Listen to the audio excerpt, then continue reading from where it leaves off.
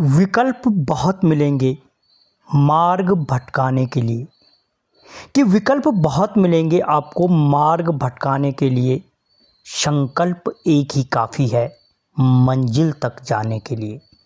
तो जय हिंद दोस्तों, एग्जाम की पॉइंट में एक बार फिर से आप सभी का स्वागत है।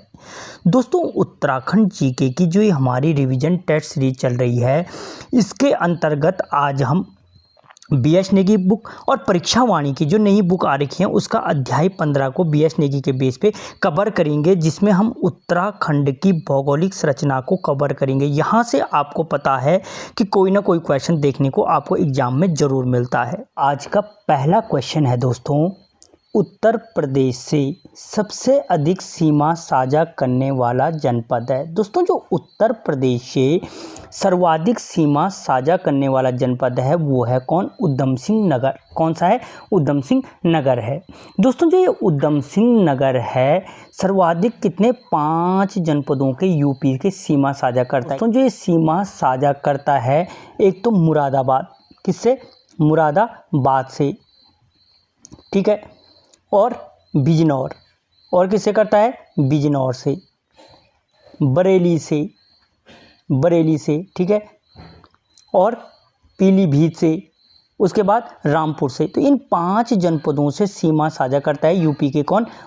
ये उधम सिंह नगर। जबकि सबसे कम सीमा साझा करने वाला अगर जनपद पूछे तो आंसर नैनीताल निकल के आएगा, जो आपके किससे सीमा साझा करता है? बिजनौर से सीमा साझा करता है, ठीक है। अगला क्वेश्चन, नैनीताल जनपद उत्तर प्रदेश के किस जिले से सीमा साझा करता है? दोस्तों, जो नैनीताल जनपद है अभी बोला मैंने बिजनौर से सीमा साझा करता है, जबकि पीलीभीत, बरेली, मुरादाबाद, रामपुर, इनसे कौन कर रहा था? उधम सिंह नगर सीमा साझा करता है। अगला क्वेश्चन, निम्नलिखित में से असत्य है। दोस्तों, मैंने कहा था ये सत्य और असत्य वाले पहले ही मार्क कर दो। गढ़वाल व कुमाऊं मंडल के 2-2 जिले आंतरिक हैं। बिल्कुल सही है कि उत्तराखंड में कुल आंतरिक जिले कितने हैं? 4 हैं। कौन कौन? अल्मोड़ा, बागेश्वर, रुद्रप्रयाग और टिहरी। जबकि देश में आंतरिक राज्य कितने हैं? 5 हैं। तो इनमें से कौन कौन से हैं? 2 गढ़वाल के हैं, 2 कुमाऊं के हैं। कुमाऊं मंडल से गढ़वाल मंडल के 2 जिलों की सीमा लगती है। ये भी सही है कि कुमाऊं मंडल से गढ़वाल मंडल के 2 जिलों की सीमा लगती है। कौन कौन? एक तो पौड़ी की और एक चमोली की। इन 2 जिलों की क्या लगती है? सीमा लगती है।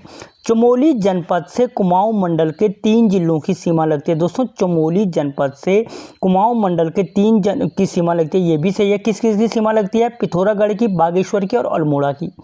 देहरादून 3 जनपदों से सीमा साझा करता है। ये गलत है दोस्तों, क्योंकि जो देहरादून है, ठीक है, वो क्या करता है? 4 जनपदों से सीमा साझा करता है। कितने से? 4 से। किस किस से? पौड़ी से, हरिद्वार से, टिहरी से और उत्तरकाशी से। इन 4 से सीमा साझा करता है। तो आंसर क्या निकल के आया? ऑप्शन डी इसका आंसर हो जाएगा। अगला क्वेश्चन, ट्रांस हिमालय के संबंध में असत्य कथन है। दोस्तों, जो ट्रांस हिमालय के संबंध में, इसका निर्माण हिमालय से पहले हुआ है। बिल्कुल सही है। यह सिंधु नदी तल से बोल रहा है, ठीक है, 2500 मीटर से 3500 मीटर के बीच है। ये भी सही है। इसका निर्माण आग्नेय चट्टानों से हुआ है। ये गलत है दोस्तों, आंसर सी इसका हो, क्योंकि इसका निर्माण आग्नेय चट्टानों से नहीं बल्कि अवसादी चट्टानों से हुआ है। किससे हुआ है? अवसादी चट्टानों से इसका निर्माण हुआ है। और सचर जोन या हिंज लाइन बोलते हैं इसी को, हिंज लाइन ट्रांस हिमालय को महान हिमालय से अलग करता है। ये भी क्या है? सत्य है। अगर पूछा जाए ट्रांस हिमालय को महान हिमालय से अलग कौन करता है, तो सचर जोन या हिंज लाइन अलग करता है। तो ऑप्शन सी इसका करेक्ट आंसर हो जाएगा। अगला क्वेश्चन दोस्तों, ट्रांस हिमालय क्षेत्र में जलवायु पाई जाती है। दोस्तों, जो ट्रांस हिमालय क्षेत्र है, ट्रांस हिमालय क्षेत्र में किस प्रकार की जलवायु पाई जाती है? तो इसमें शीत शुष्क जलवायु पाई जाती है। कौन सी? शीत या शीतोष्ण जलवायु पाई जाती है, ठीक है, शीत शुष्क जलवायु या शीतोष्ण जलवायु पाई जाती है। अगला क्वेश्चन, उच्च हिमालय क्षेत्र में अस्थायी हिमरेखा हो गई, हिमरेखा पाई जाती है। दोस्तों जो उच्च हिमालय क्षेत्र हैं वहाँ पे जो अस्थाई हिमरेखा होती है, ठीक है, अस्थाई हिमरेखा कितने पे पाई जाती है? तो जो उच्च हिमालय क्षेत्र है वहाँ पे जो अस्थाई हिमरेखा पाई जाती है 4000 मीटर के एरिया पे पाई जाती है, ठीक है, अस्थाई हिमरेखा। हिमरेखा जो स्नो लाइन है और टिम्बर लाइन है, आपने सुना होगा जहाँ से ऊपर क्या नहीं होगा, वृक्ष नहीं पाए जाएंगे, वो टिम्बर लाइन हो गई। जहाँ से नीचे बर्फ नहीं पाई जाएगी वो स्नो लाइन होती है। और टिम्बर लाइन और स्नो लाइन के मध्य का भाग ही क्या कहलाता है? बुग्याल के नाम से जाना जाता है, ठीक है। अगला क्वेश्चन, निम्नलिखित को सुमेलित कीजिए। दोस्तों फिर से सुमेलित करने के लिए बोल रहा है कि इनको सुमेलित कीजिए। स्कंद घाटी, दोस्तों स्कंद घाटी आपके कहाँ पे है? रुद्रप्रयाग में स्थित है, बिल्कुल सही है, एक का एक ही हो गया। निजमुल्ला घाटी, दोस्तों जो निजमुल्ला घाटी है वो भी आपके गोपेश्वर में है, 2 इसका आंसर हो गए। गौरा घाटी, दोस्तों जो गौरा घाटी है वो आपके चक्राता जौनसार में स्थित है, 3। और दीवार घाटी कहाँ है? चौखुटिया में स्थित है, 4। तो 1 2 3 4 ही इसका क्या है? आंसर है, यानी ऑप्शन बी करेक्ट आंसर हो जाएगा। अगला क्वेश्चन, बुग्याल मुख्य रूप से कितने प्रकार के होते हैं? दोस्तों मैंने अभी कहा कि जो उत्तराखंड में जो मुख्य रूप से स्नो लाइन और टिम्बर लाइन है, जहाँ पे इन दोनों के बीच का जो भाग होता है वो क्या कहलाता है? बुग्याल कहलाता है। अब इन बुग्यालों में अगर जलवायु पूछे कौन सी जलवायु पाई जाती है, तो अल्पाइन जलवायु पाई जाती है इन क्षेत्रों में। कौन सी? अल्पाइन जलवायु पाई जाती है। और ये बुग्याल मुख्य रूप से कितने प्रकार के होते हैं? तो दोस्तों 5 प्रकार के होते हैं। कौन कौन से होते हैं वो? पहला है दूत, दूसरा है बस, तीसरा है मोट, ठीक है, चौथा है धनिया और 5वां है घेती। तो ये 5 दूध, बस, मोट, धनिया और घेती, ये 5 प्रकार के क्या होते हैं? आपके बुग्यालों के प्रकार होते हैं। अगला क्वेश्चन, वीर चंद्र सिंह गढ़वाली ने तत्कालीन प्रधानमंत्री जवाहरलाल नेहरू जी से किस क्षेत्र को भारत की ग्रीष्मकालीन राजधानी बनाने की मांग की थी? दोस्तों जो वीर चंद्र सिंह गढ़वाली जी थे, ठीक है, उन्होंने किस क्षेत्र को भारत की ग्रीष्मकालीन राजधानी बनाने की घोषणा की थी? तो दूधा तोली क्षेत्र को की थी, जो किसके अंतर्गत आता है? मध्य हिमालय क्षेत्र के अंतर्गत आता है, मध्य हिमालय क्षेत्र के अंतर्गत आता है, ठीक है। और उत्तराखंड का पामीर के नाम से भी किसको जाना जाता है? इसी दूधा तोली पर्वत श्रृंखला को कहा जाता है। पामीर कहाँ है आपका? पामीर का पठार तिब्बत में स्थित है। कहाँ पे? तिब्बत में स्थित है, जिसे संसार की छत भी कहा जाता है, ठीक है। अगला क्वेश्चन, शिवालिक श्रेणी का विस्तार राज्य के कितने जनपदों में है? दोस्तों जो शिवालिक श्रेणी का विस्तार है राज्य के 7 जनपदों में है।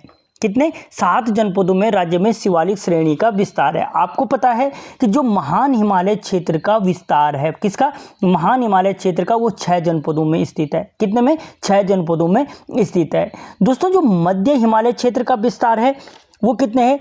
9 जनपदों में स्थित है। देखो, महान हिमालय 6 जनपदों में, मध्य हिमालय 9 जनपदों में और शिवालिक श्रेणी का विस्तार कितने?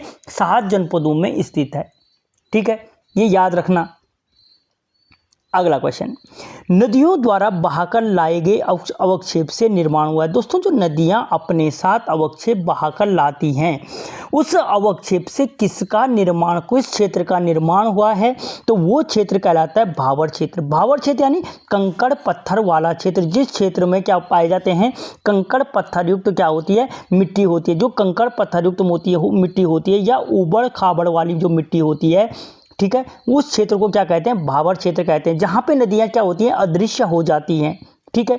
तो इस भावर क्षेत्र का निर्माण किससे हुआ है? नदियों द्वारा बहाकर लाए गए अवक्षेप से हुआ है। अगला क्वेश्चन, निम्नलिखित में से असत्य कथन है। फिर से असत्य कथन है, तो इसको पहले ही क्या कर लो? मार्क कर दो। ट्रांस क्षेत्र, ट्राई हो रखा है, ट्रांस क्षेत्र का निर्माण अवसादी चट्टानों से हुआ है। बिल्कुल सही है कि जो ट्रांस क्षेत्र का निर्माण हुआ है वो किस प्रकार की चट्टानों से हुआ है? अवसादी। आपने ज्योग्राफी में पढ़ा होगा, आग्नेय चट्टानें, अवसादी चट्टानें और रूपांतरी चट्टानें, ठीक है। दूसरा बोल रहा है ये बाजपुर, रुद्रपुर, खटीमा तराई क्षेत्र के अंतर्गत आते हैं, ये भी बिल्कुल सही है।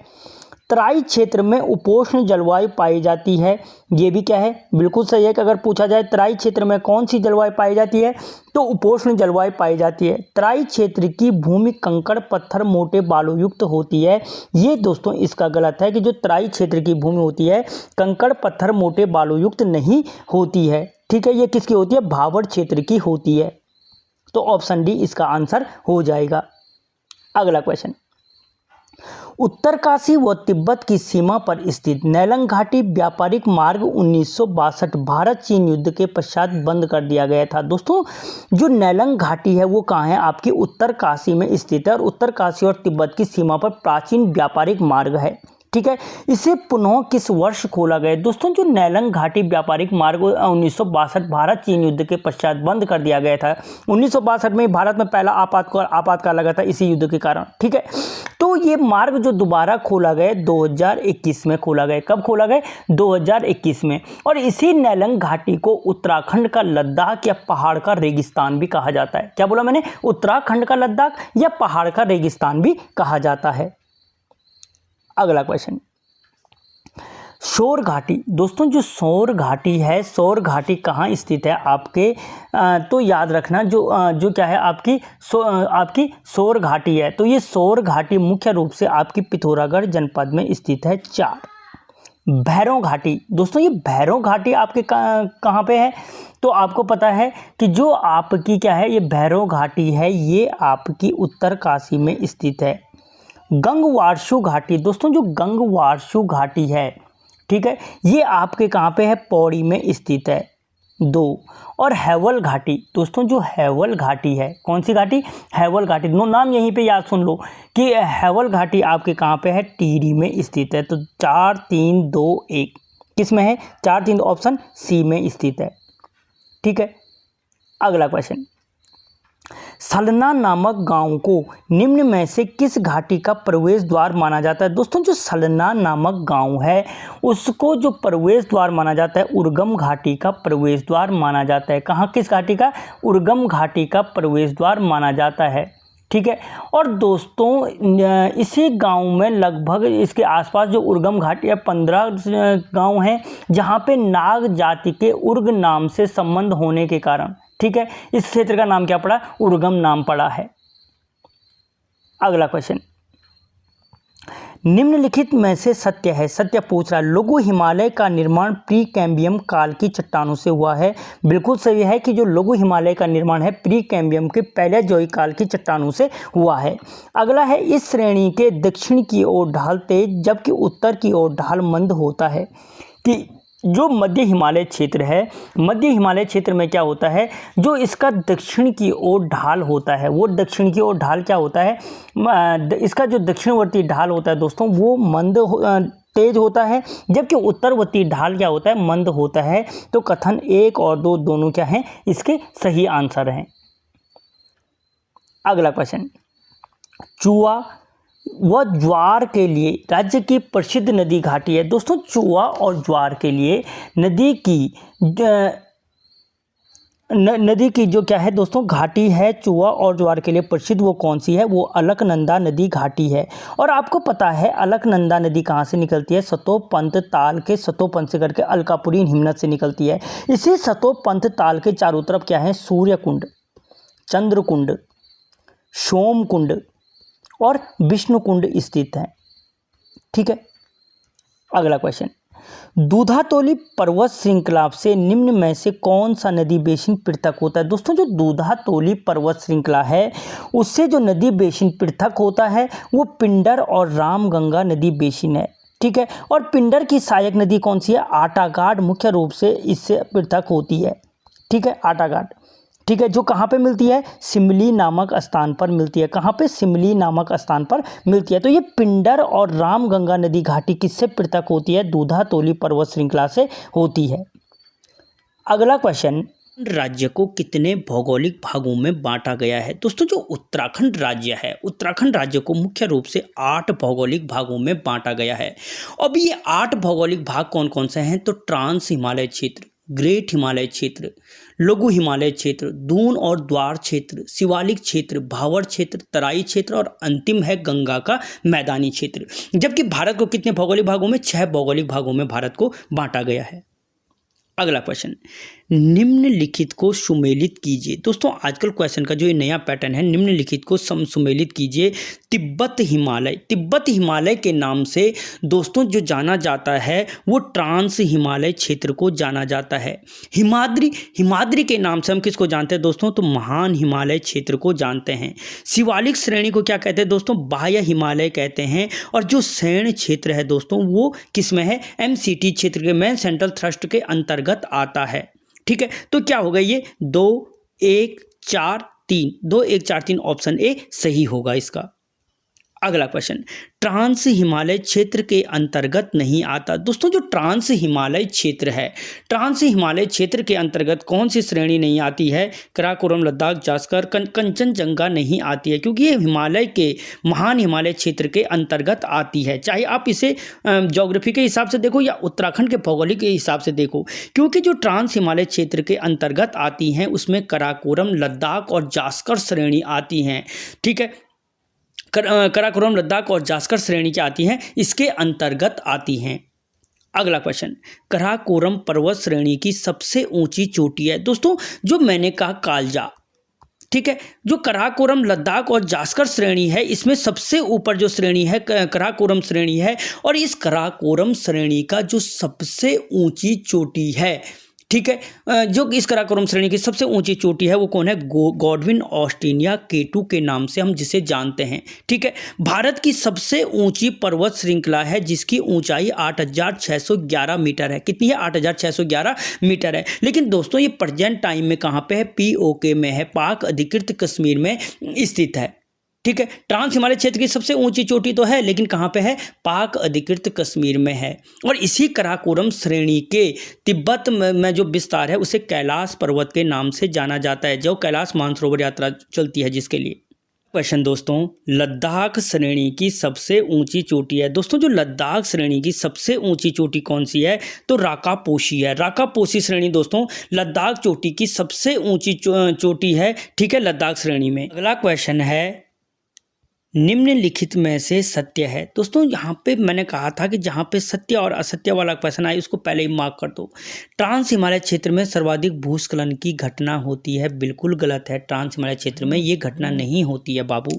मध्य हिमालय क्षेत्र में सर्वाधिक भूस्खलन की घटना होती है, ये बिल्कुल सही है कि जो मध्य हिमालय का क्षेत्र है वहाँ पे क्या होती है, सर्वाधिक भूस्खलन की घटना मध्य हिमालय क्षेत्र में होती है। शिवालिक श्रेणी में सर्वाधिक भूस्खलन की घटना होती है, अपने आप ही गलत हो गए। महान हिमालय क्षेत्र में सर्वाधिक भूस्खलन घटना होती है, अपने आप ही गलत हो गई।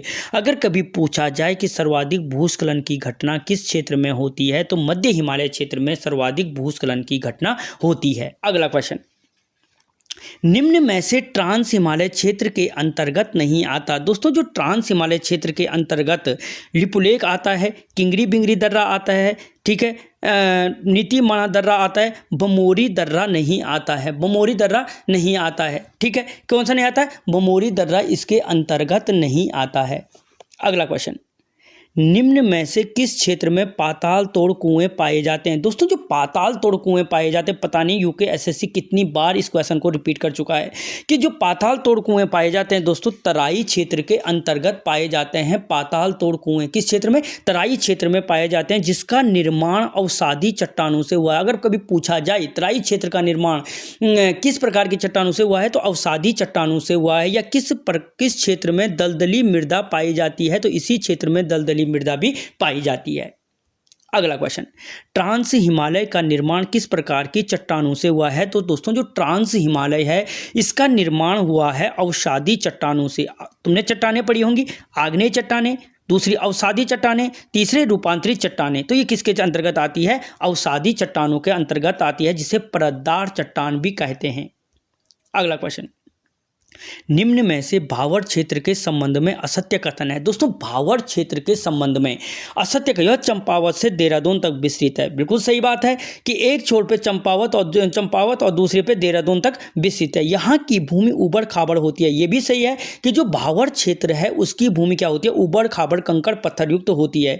यह कृषि के लिए अनुपयुक्त भूमि है। ये बिल्कुल सही है कि यहाँ कृषि के लिए क्या होती है, अनुपयुक्त भूमि है। ये कृषि, यहाँ पे कृषि नहीं की जा सकती है। यहाँ नदियाँ अपनी गति कम कर देती हैं। ये गलत है दोस्तों, क्योंकि यहाँ पे जो नदियाँ होती हैं वो अदृश्य हो जाती है। अगर कभी पूछा जाए कि किस क्षेत्र में नदियाँ अदृश्य हो जाती हैं तो भावर क्षेत्र में हो जाती हैं। ठीक है, अगला क्वेश्चन, निम्न में से सत्य है। अब सत्य पूछ रहा फिर, राज्य में सर्वाधिक वर्षा महान हिमालय क्षेत्र में होती है। ठीक है, तो दोस्तों जो राज्य, ये क्या है, गलत है। राज्य में सर्वाधिक वर्षा मध्य हिमालय क्षेत्र में होती है, ये भी गलत है।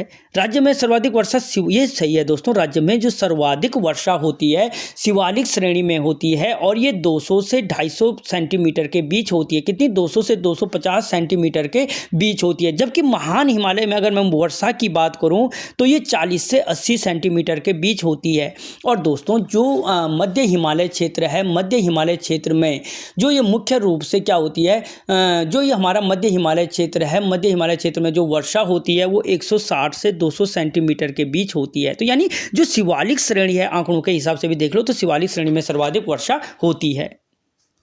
अगला क्वेश्चन, ट्रांस हिमालय क्षेत्र से निकलने वाली नदी नहीं है। दोस्तों कौन सी नदी है जो ट्रांस हिमालय क्षेत्र से नहीं निकलती है? ठीक है, तो दोस्तों पहली नदी है सिंधु नदी। सिंधु नदी दोस्तों याद रखना ट्रांस हिमालय क्षेत्र से निकलने वाली नदी है। और अगर हम सिंधु की बात करें तो कहाँ से निकलती है, बोखरचू हिमनद से निकलती है। बोखरचू हिमनद से निकलती है, कई बार पूछा गया है ज्योग्राफी के हिसाब से क्वेश्चन।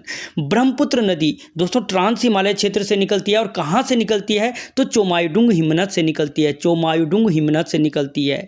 ठीक है, सतलज नदी दोस्तों ये भी क्या है, ट्रांस हिमालय क्षेत्र से निकलने वाली नदी है। ठीक है, और ये कहाँ से निकलती है, तो सतलज तिब्बत के जो रकास ताल है, रकास ताल से निकलती है। जबकि रामगंगा नदी दोस्तों क्या है, ट्रांस हिमालय क्षेत्र से नहीं निकलती बल्कि मध्य हिमालय क्षेत्र से निकलती है। और रामगंगा नदी निकलती कहाँ से है, तो उत्तराखंड का पामीर, क्या नाम है इसका, दूधातोली पर्वत श्रृंखला से निकलती है।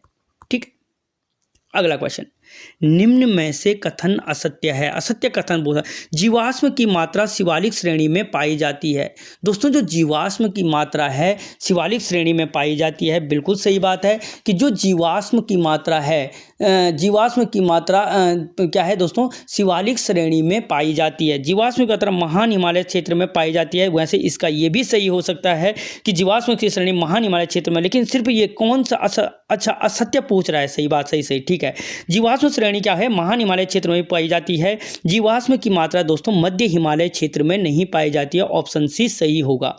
और सर्वाधिक खनिज शिवालिक श्रेणी में पाए जाते हैं, ये भी सही है कि सर्वाधिक खनिज क्या है, शिवालिक श्रेणी में पाए जाते हैं। तो इसका ऑप्शन सी होगा कि जीवाश्म की मात्रा हम मध्य हिमालय क्षेत्र में नहीं पाई जाती है।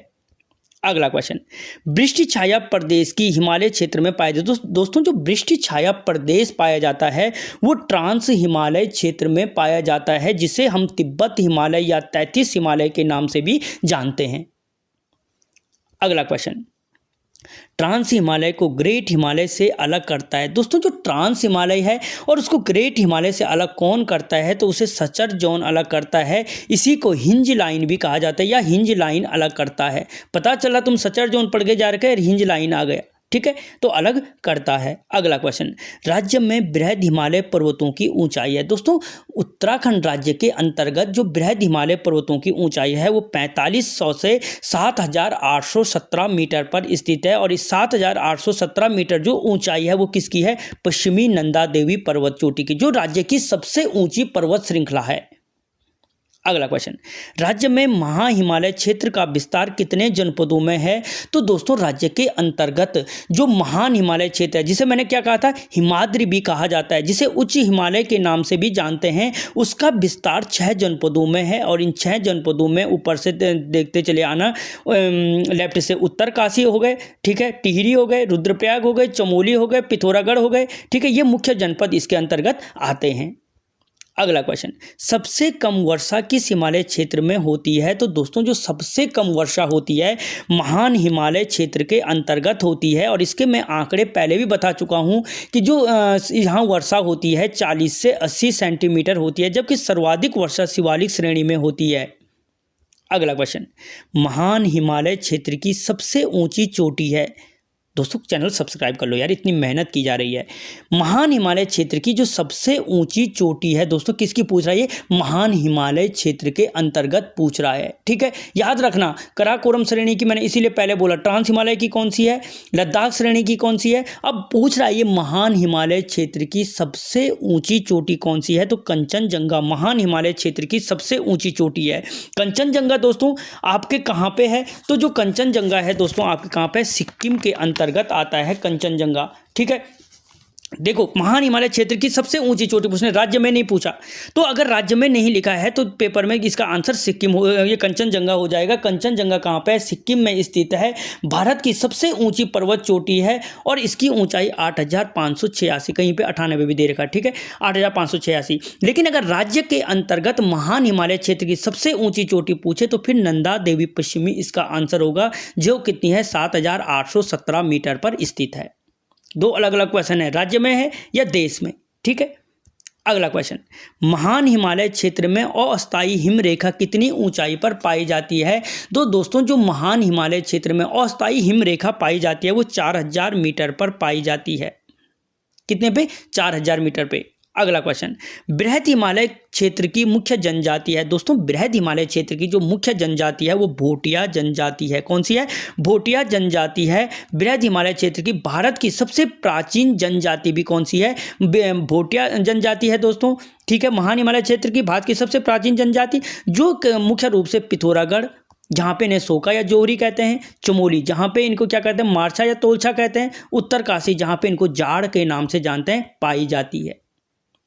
अगला क्वेश्चन, बृहद हिमालय क्षेत्र के अंतर्गत नहीं आता। दोस्तों जो बृहद हिमालय क्षेत्र है उसके अंतर्गत कौन सा नहीं आता है? तो दूधा तोली नहीं आएगा। ठीक है, मिलम, गंगोत्री, बद्रीनाथ इसका, लेकिन जो दूधा तोली है वो किसके अंतर्गत आता है? मध्य हिमालय क्षेत्र के अंतर्गत आता है। दोस्तों लाइक कर लो, कोई ना कोई क्वेश्चन आपको यहाँ से देखने को जरूर मिलता है। जो तैयारी कर रहे हैं उनको पता है कि यहाँ से एक या दो क्वेश्चन हमेशा बनते हैं। अगला क्वेश्चन, निम्न में से कौन सा क्षेत्र प्लाइस्टोसीन युग के हिमछादन का साक्ष्य प्रस्तुत करता है? दोस्तों वो कौन सा क्षेत्र है जो प्लाइस्टोसीन युग के हिमछादन का साक्ष्य प्रस्तुत करता है? तो वो बृहद हिमालय क्षेत्र कहाँ पे देखा है? या महान हिमालय क्षेत्र लिखा है। महान हिमालय क्षेत्र बोलो, बृहद हिमालय क्षेत्र बोलो, उच्च हिमालय क्षेत्र बोलो। ठीक है, ये क्या है? प्लाइस्टोसीन युग के हिमछादन के साक्ष्य प्रस्तुत करता है। अगला क्वेश्चन, जाड़ एवं मारक के लोग पशुचारण हेतु आते हैं। दोस्तों जो जाड़ एवं मारक के लोग होते हैं वो महान हिमालय क्षेत्र में क्या आते हैं? पशुचारण के लिए आते हैं। यूकेएसएससी कई बार रिपीट कर चुका है इस क्वेश्चन को। ठीक है, और जाट किसकी उपजाति है? भोटियों की उपजाति है, मैं ऊपर बता चुका हूं। अगला क्वेश्चन, महान हिमालय को मध्य हिमालय क्षेत्र से अलग करता है। दोस्तों जो महान हिमालय क्षेत्र है, तीसरा जो हिमालय क्षेत्र है मध्य हिमालय क्षेत्र, उससे कौन अलग करता है? तो एमसीटी अलग करता है। मेन सेंट्रल थ्रस्ट क्या करता है? इसको अलग करता है। ठीक है, अगला क्वेश्चन, राज्य में मध्य हिमालय का विस्तार कितने जनपदों में है? तो दोस्तों राज्य में जो मध्य हिमालय का विस्तार है वो मुख्य रूप से 9 जनपदों में स्थित है। कहाँ पे? कितने? 9 जनपदों में स्थित है, चंपावत से देहरादून तक। अगला क्वेश्चन, निम्न में से मध्य हिमालय क्षेत्र के अंतर्गत नहीं आता। दोस्तों इनमें से वो कौन सा है जो मध्य हिमालय क्षेत्र के अंतर्गत नहीं आता है?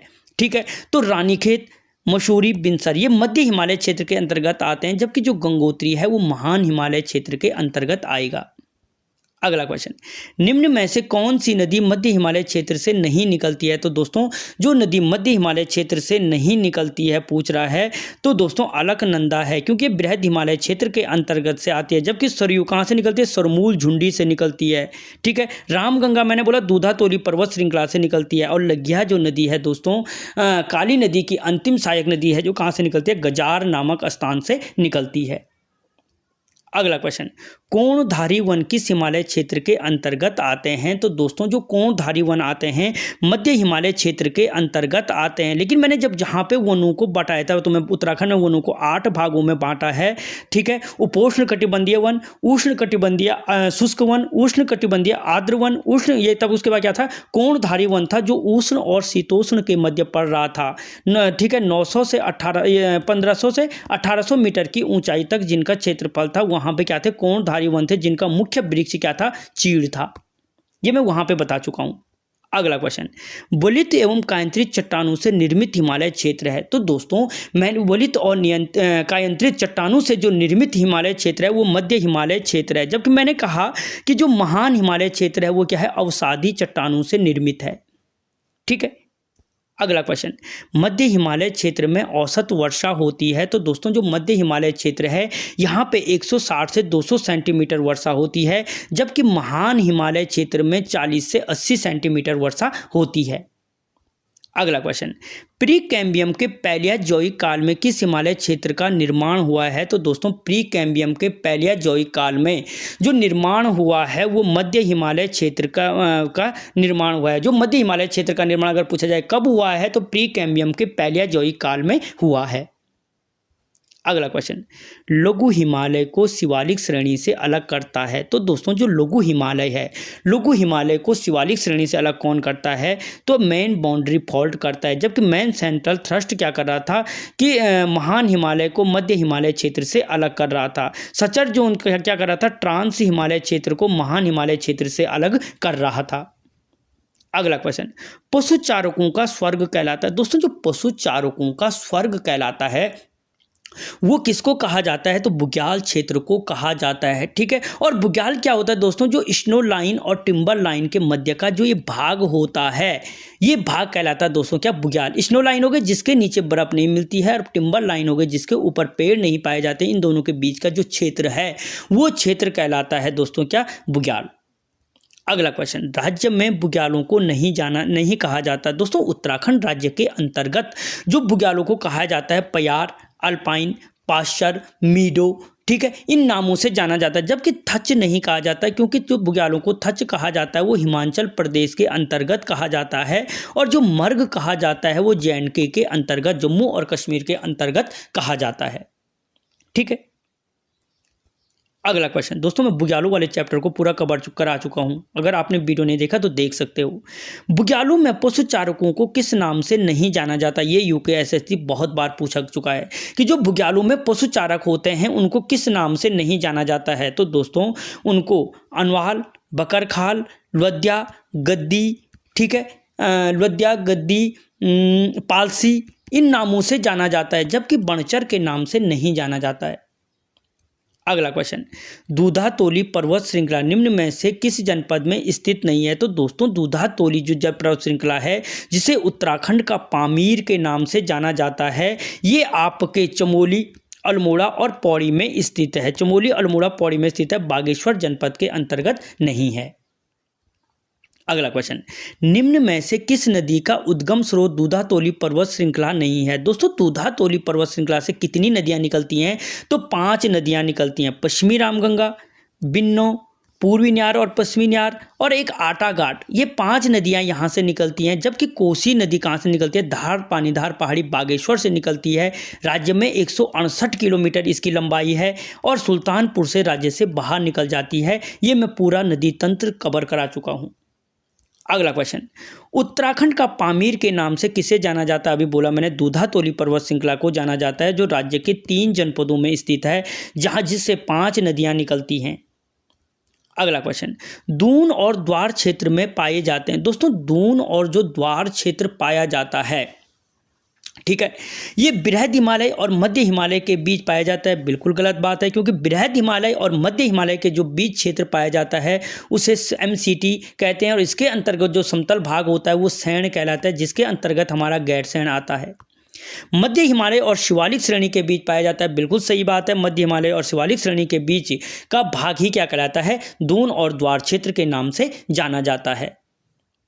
अगला क्वेश्चन, पाटली दून और कोटा दून स्थित है। दोस्तों जो पाटली दून है और कोटा दून है वो आपके नैनीताल जनपद में स्थित है। किस जनपद में? झीलों की नगरी नैनीताल में स्थित है, जिसकी खोज सीपी बैरन ने 1841 में की थी और अंग्रेजों ने इस पर कब्जा 1843 में कर दिया था। ठीक है, अगला क्वेश्चन, कोठारी दून और चोखम दून किस जनपद में स्थित है? तो दोस्तों कोठारी दून और जो चोखम दून है वो आपके पौड़ी जनपद में स्थित है, जिसकी स्थापना कब की गई थी? 1840 में की गई थी। 1840 में क्या किया गया था? ब्रिटिश गढ़वाल की राजधानी श्रीनगर से पौड़ी स्थानांतरित की गई थी।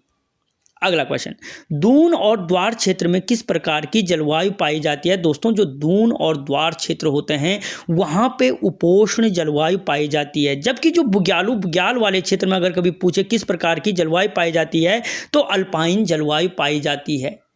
ठीक है, अगला क्वेश्चन, राज्य का सबसे बड़ा दून है। दोस्तों जो राज्य का सबसे बड़ा दून है, एक ही तो दून है हमारे पास फेमस, कौन सा? देहरादून, जिसकी लंबाई चौड़ाई ऊंचाई कितनी है? 75 गुणा गए 25 गुणा गए 32।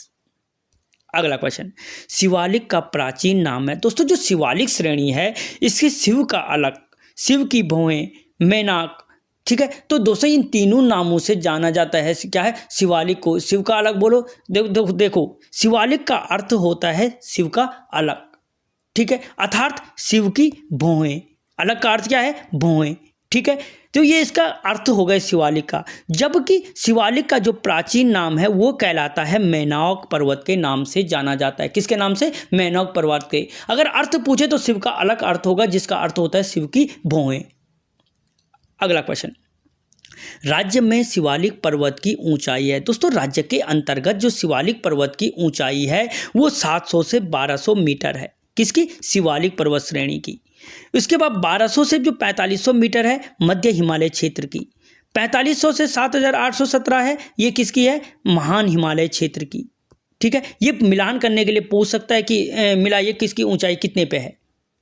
अगला क्वेश्चन, राज्य में सर्वाधिक पर्यटक किस हिमालय क्षेत्र के अंतर्गत आते हैं? तो दोस्तों राज्य में जो सर्वाधिक पर्यटक आते हैं वो शिवालिक श्रेणी के अंतर्गत आते हैं। राज्य में जो सर्वाधिक पर्यटक आते हैं शिवालिक श्रेणी के अंतर्गत आते हैं। और आपको मैं बता चुका हूँ शिवालिक पर्वत श्रेणी में ही सर्वाधिक यहाँ पे क्या है? मंदिर स्थित हैं या पर्यटक स्थल स्थित है। अगर पूछे सर्वाधिक पर्यटक स्थल किस हिमालय श्रेणी में स्थित है तब भी आंसर क्या होगा? शिवालिक श्रेणी में स्थित है।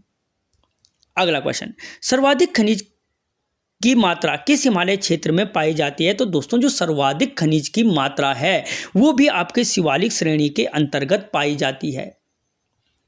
अगला क्वेश्चन, हिमालय की किस श्रेणी का निर्माण मायोसीन के निम्न प्लाइस्टोसीन युग में हुआ है? तो दोस्तों हिमालय की वो श्रेणी जिसका निर्माण मायोसीन के निम्न प्लाइस्टोसीन युग में 1.75 लाख से 3 लाख वर्ष पूर्व हुआ है वो है शिवालिक श्रेणी, जिसका अर्थ होता है शिव का अलग, जिसका शिव का अलग करता है शिव की भौहें, और प्राचीन समय में जिसे मैनोक पर्वत कहा जाता था।